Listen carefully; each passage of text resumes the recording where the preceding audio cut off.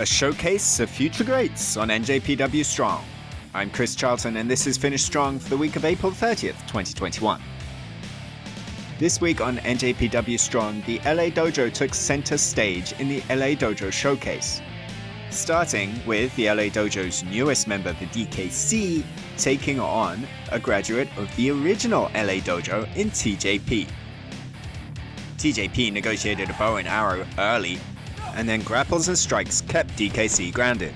DKC battled back but was cut off by TJP and then got his face washed in the corner. A dropkick, running chop, and a triangle finally gave DKC some semblance of offense, but he was quickly countered. The crucifix pin gave some shadow of hope, but he was quickly stretched by the veteran wrestler to an easy submission win as DKC struggled to get out the blocks tonight. Hitting out the blocks early was Fred Rosser, teaming with Red Narrator tonight against Alex Coughlin and Kevin Knight. Rosser was in a salty mood all night as Kevin Knight stepped up towards him, and at Rosser's hands, Knight found himself thrown to the outside and beaten badly, before Narrator was dropped on top of the young lion. When a tag was made to Coughlin, Narrator controlled the LA Dojo's new captain, but a tackle bowled him over.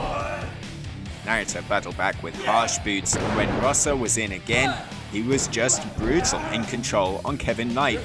Ren followed up with a suplex, but caught two boots in the face as Kevin Knight found some space. Coughlin hit a huge shoulder block to Rosser and a gut-wrench suplex which showed off his intense strength before Knight was able to find the Boston Crab. Coughlin would toss a charging Narrator aside but was quickly taken to the floor, leaving Knight and Rosser alone and legal.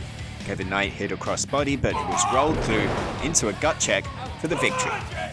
We then headed towards our main event and a battle between two of Katsuyori Shibata's first students, Clark Connors and Carl Fredericks. Connors misdirected Carl early and landed a tackle to gain control and followed with a snap suplex. But Carl Fredericks responded with a crossbody as Clark went to the floor. A tope suicida followed by Carl, but Connors responded with a snap suplex on the floor. Firmly in the driver's seat, Connors challenged Fredericks to an exchange of snapmares and strikes.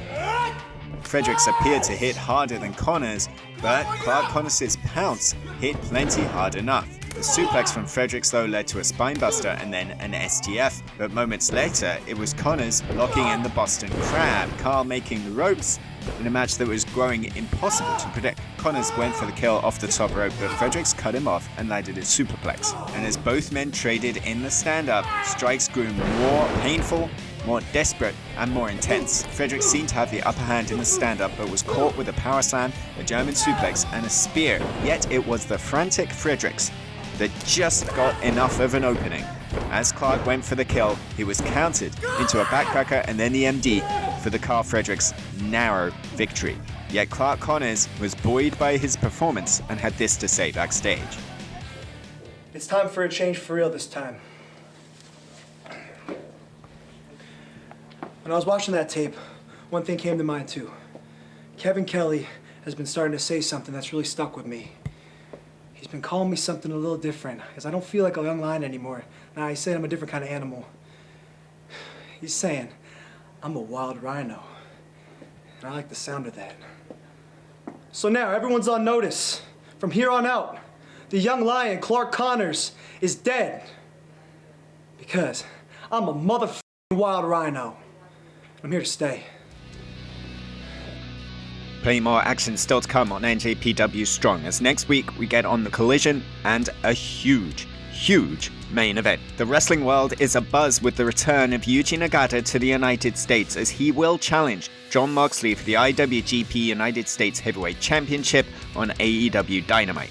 But before that, next week, a phenomenal main event, as Yuji Nagata teams with Ren Narita to take on Jon Moxley and another #1 contender, this time to the Strong Openweight Championship, Chris Dickinson.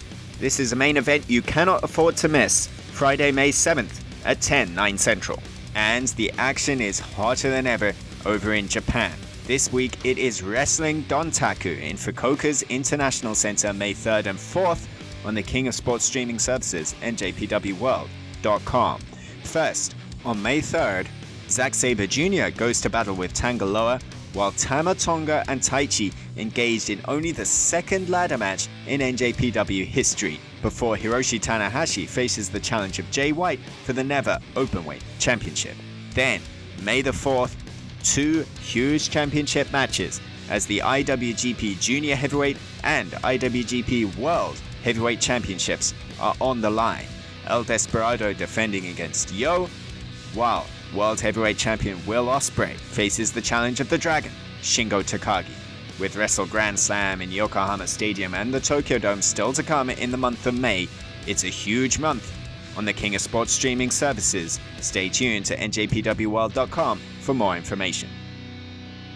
That's it, we've finished strong for another week. Until next time, go kigenyo, sayonara.